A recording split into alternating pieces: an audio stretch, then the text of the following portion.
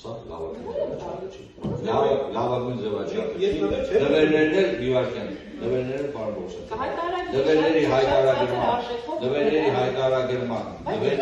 դվերների հայտարագրման հետ կապված են, մենք ունենք սահմանափակումներ,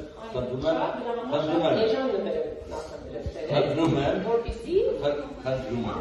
Տիկին Թովմասյան, չէ, ես բացարձակապես ձեր Տիկին Թովմասյան,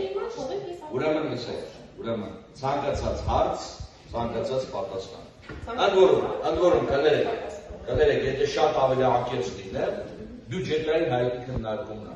Մենք այսօր շեղվում ենք մի պարզ պատճառով, որ հարությունը իրավունք ունի տեղեկություն իմանա ամեն ինչի վերաբերյալ ինչ տեղի ունենում այս շենքում, այս շենքից դուրս։ Բայց սա չի նշանակում, որ սա պետք է վերածվի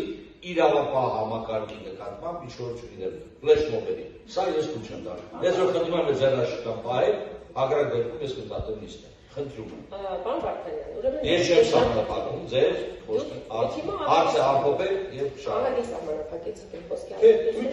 Բայց այնուամենայնիվ ես ուզում եմ ասել, որ մենք խոսում ենք քննչական կոմիտեի գործունեության արդյունավետության մասին, որը ստանալով պետությունից ահռելի միջոցներ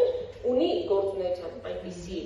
բնութագրումներ, որոնք հանրությանը անհանգստացնում են։ Եվ մենք որպես առաջնային մանդատ կրող պատգամավորներ բնականաբար պիտի բան հնչեցնենք, եթե ոչ պարոն Պողոսյանի։ Տարվա մեջ մի անգամ ունենք հնարավորություն, մի քանի անգամ էլ կհնչեցնենք։ Եվ այս նվերը ես այստեղ կթողնեմ, հուսամ, որ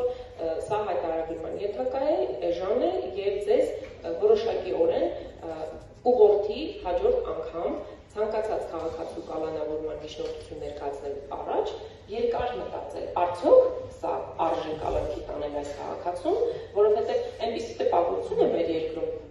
որ քաղաքացիների կալանավորման մասով քննչական կոմիտեն ակտիվ է միայն այն ժամանակ, երբ որ կա քաղաքական հրահանգ, բայց հանցագործները ազատ ման են գալի։ Հիշում եք, Կոպայքի մարզում 4 ժամում 4 մարդ սպանեցին։ Բայց մարդիկ ո՞նց էին ազատության մեջ։ Շնորհակալություն։ Շնորհակալություն, Տղա Պողոսյան։ Տիկին Թովմասյան, ես վերացել եմ, արդեն նշեցի, որ ինձ նվեր չի, առավել մեծ այդ խաղալիքը, ես դրա իսկական ունեմ։ Ինչ վերաբերում է